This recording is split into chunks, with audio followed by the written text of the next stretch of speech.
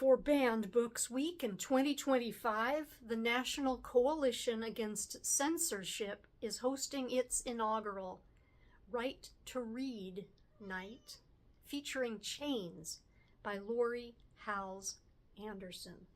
Chains was a finalist in 2008 for the National Book Award in Young People's Literature, but it has also been subject to challenges for portraying the brutal reality of slavery during the American Revolution. If an entire nation could seek its freedom, then why not a young girl, 13-year-old Isabel? In solidarity with Right to Read Night, here's a brief preview from Chains by Laurie, Halse, Anderson. Monday, May 27, 1776. Youth is the seed time of good habits, as well in nations as in individuals. From Thomas Paine, Common Sense. The best time to talk to ghosts is just before the sun comes up. That's when they can hear us true, Mama said. That's when ghosts can answer us. The eastern sky was peach-colored, but a handful of lazy stars still blinked in the west. It was almost time. "May I run ahead, sir?" I asked. Pastor Weeks sat at the front of his squeaky wagon with old Ben next to him, the mule's reins loose in his hands. The pine coffin that held Miss Mary Finch, wearing her best dress, with her hair washed clean and combed, bounced in the back when the wagon wheels hit a rut. My sister Ruth sat next to the coffin. Ruth was too big to carry. Plus, the pastor knew about her peculiar manner of being, so it was the wagon for her and the road for me. Old Ben looked to the east and gave me a little nod. He knew a few things about ghosts, too. Pastor Weeks turned around to talk to Mr. Robert Finch, who rode his horse a few lengths behind the wagon. "The child wants to run ahead," Pastor explained to him. "She has kin buried there. Do you give leave for a quick visit?" Mr. Robert's mouth tightened like a rope pulled taut. He had showed up a few weeks earlier to visit Miss Mary Finch, his aunt and only living relation. He looked around her tidy farm, listened to her ragged, wet cough, and moved in. Miss Mary wasn't even cold on her deathbed when he helped himself to the coins in her strongbox. He hurried along her burying, too, most improper.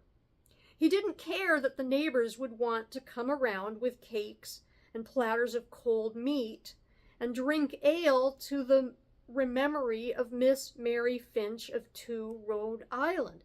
He had to get on with things, he said. I stole a look backward. Mr. Robert Finch was filled up with trouble, from his dirty boots to the brim of his scraggly hat. "Please, sir," I said. "Go then," he said, "but don't tarry. I've much business today."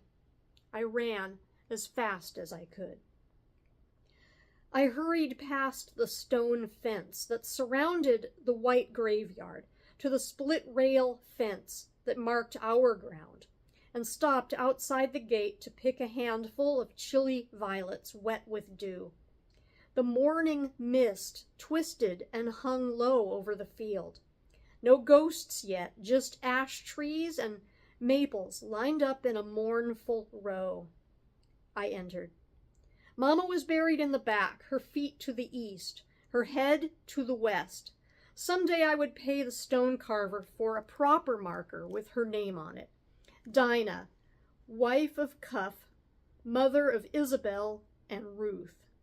For now there was a wooden cross and a gray rock the size of a dinner plate lying flat on the ground in front of it. We had buried her the year before, when the first roses bloomed. Smallpox is tricky, Miss Mary Finch said to me when Mama died. There's no telling who it'll take. The pox had left Ruth and me with scars like tiny stars scattered on our skin. It took Mama home to our Maker. I looked back at the road. Old Ben had slowed the mules to give me time. I knelt down and set the violets on the grave. It's here, Mama, I whispered, the day you promised. But I need your help. Can you please cross back over for just a little bit? I stared without blinking at the mist, looking for the curve of her back or the silhouette of her head wrapped in a pretty kerchief. A small flock of robins swooped out of the maple trees. I don't have much time, I told the grass-covered grave. Where do you want us to go? What should we do? The mist swirled between the tall grass and the low-hanging branches. 2 black butterflies danced through a cloud of bugs and disappeared.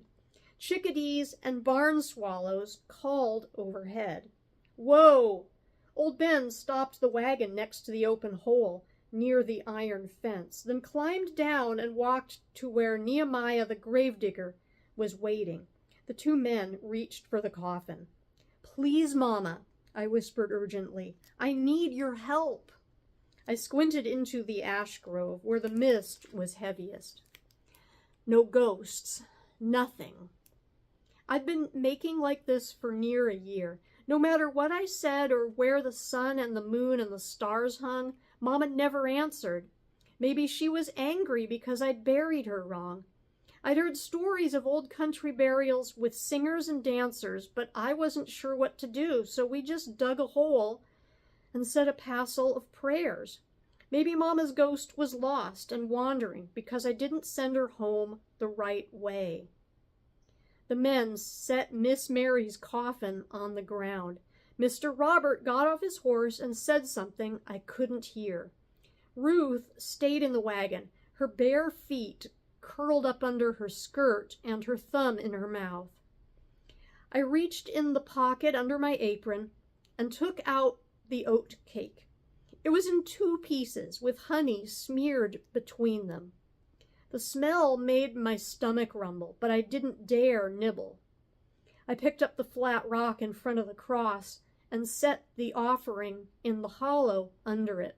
Then I put the rock back and sat still. My eyes closed tight to keep the tears inside my head where they belonged. I could smell the honey that had dripped on my hands, the damp ground under me, and the salt of the ocean. I could hear cows mooing in a far pasture and bees buzzing in a nearby clover patch.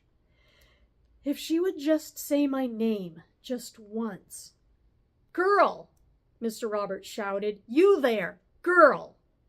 I sniffed, opened my eyes, and wiped my face on my sleeve. The sun had popped up in the east like a cork and was burning through the morning mist. The ghosts had all gone to ground. I wouldn't see her today either. He grabbed my arm and pulled me roughly to my feet. I told you to move, Mr. Roberts snarled at me. Apologies, sir, I said, wincing with pain. He released me with a shove and pointed to the cemetery where they buried white people. Go pray for her that owned you, girl. And this has been a preview of Chains by Laurie Halse Anderson.